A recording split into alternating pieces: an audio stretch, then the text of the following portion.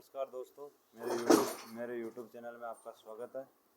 तो आज हम बात करेंगे कि जब हम भक्ति में स्मरण करते हैं या हम साधना के पथ पर चलते हैं तो हमें छोटी मोटी समस्याएं आती हैं।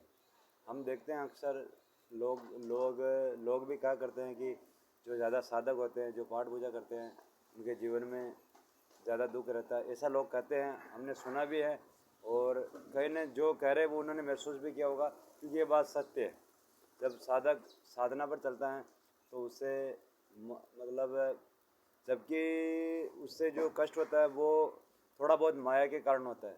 माया जो उससे अविद्या बोलते हैं हम, जो उसे बार बार परेशान करती हैं, जो अपना पथ होता है उस भक्ति मार्ग से उसको वंचित करती है, मतलब उसे दूर करने का बार बार प्रयास करती है।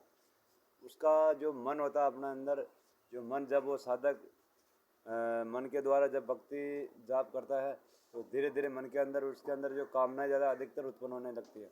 लेकिन अगर वो लगातार प्रयास करे, लगातार अगर वो साधना मार्ग पर चले, कहीं विचलित नहीं हुए, तो उसकी जीत भी पक्की है और वो अपने मार्ग पर वो मतलब चल भी जाता है आसानी से।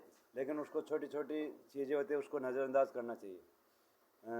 आपने अक्सर देखा होगा कि जब कोई भी साधना मार्ग पर चलता है या स्पिरिचुअल मार्ग पर चलता है तो उसे थोड़ी सी मतलब थोड़ी थोड़ी सी परेशानियाँ छोटी मोटी आती रहती है उसके जीवन में।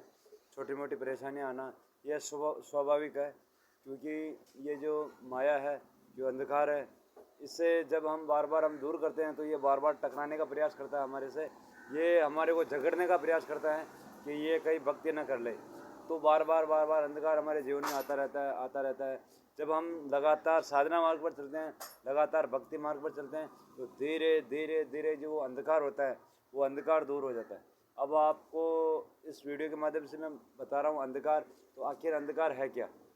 कोई अंधकार ऐसा नहीं कि जो कोई काला अंधेरा, ऐसा नहीं। अंधकार का मतलब जो काम होता है, क्रोध होता है, मद होता है, लोभ होता है, और जो ईर्ष्या होती है, जो राग होता है, द्वेष होता है, इनको शास्त्रों में अंधकार बताया गया। क्योंकि तुलसीदास जी ने रामचरितमानस में लिखा था कि काम क्रोध मद लोभ मोह नाथ नरक के पंथ। काम क्रोध मद लोभ मोह नाथ नरक के पंथ, ये जो जितने भी है वो इंसान को नरक की ओर ले जाते हैं।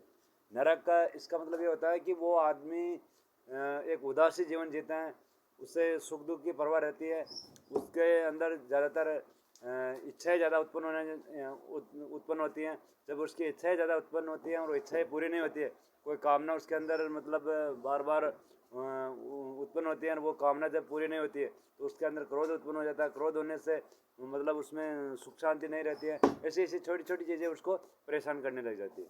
और जब यही अगर साधक भक्ति मार्ग पर चलता है तो धीरे धीरे धीरे उसे आंतरिक शांति मिलती है, जिससे न पैसों से खरीदा जा सकता है, न इसे मतलब ये एक ऐसी शांति है जो इसका संबंध न पैसों से है।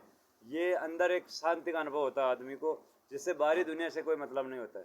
वो धीरे धीरे धीरे साधक जब प्रयास पे चलता है, धीरे धीरे धीरे जब ये मतलब अपने जीवन में अपनाता है, जब तक वो अपनाएगा नहीं उसे शांति का अनुभव नहीं होता है।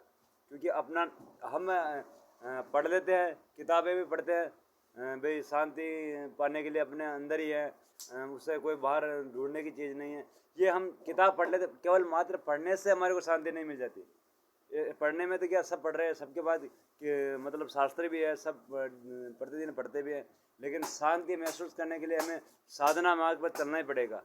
साधना मार्ग पर हमें उसे हमारे जीवन में अपनाना पड़ेगा, तब जाके हमें शांति का अनुभव होगा। तब हमें हमारा जो जीवन है वो समझ में आएगा कि आखिर हमारा यहाँ आने का रिजल्ट क्या है और हमें किस तरह से हमारा मानव जीवन जीना चाहिए। तब जाके हमें पूरा समझ में आएगा। और साधना पथ एक ऐसा मार्ग है जिसमें आदमी आध्यात्मिक उन्नति करता है। 3 उन्नति बताई मैंने जीवन में, और जो त्रिविध ताप है, ताप भी 3 ही है, भौतिक, दैहिक और दैविक।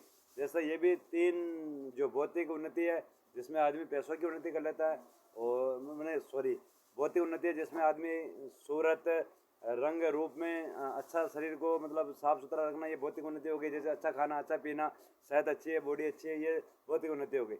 और जो मतलब आर्थिक उन्नति है, जो पैसों से संपन्न हो जाता है आदमी, पैसे वाला हो गया, धन संपन्न हो गया, उसके पास गाड़ी हो गई, फ्लैट हो गए, ये उसके लिए ये उन्नति होगी, वो आर्थिक उन्नति होगी। लेकिन जो आध्यात्मिक उन्नति है इसमें बहुत ही लोग जाते हैं, बहुत ही कम लोग जाते हैं, क्योंकि भगवान ने गीता में भी कहा था कि हे अर्जुन 1000 आदमी पर मेरा एक भक्त जन्म लेता है। मतलब 1000 आदमी जब संसार में आते हैं तब उसमें एक भक्त ही होता है। ऐसा नहीं कि सारे भक्त बन गए, क्योंकि ये माया का खेल है, माया को समझना ही बहुत बड़ी बात है। अगर आपको मेरा वीडियो अच्छा लगा हो तो लाइक करें और चैनल में जुड़े, ताकि मैं आपके लिए ऐसे मोटिवेशनल प्रेरणादायक वीडियो बनाता रहूं। धन्यवाद।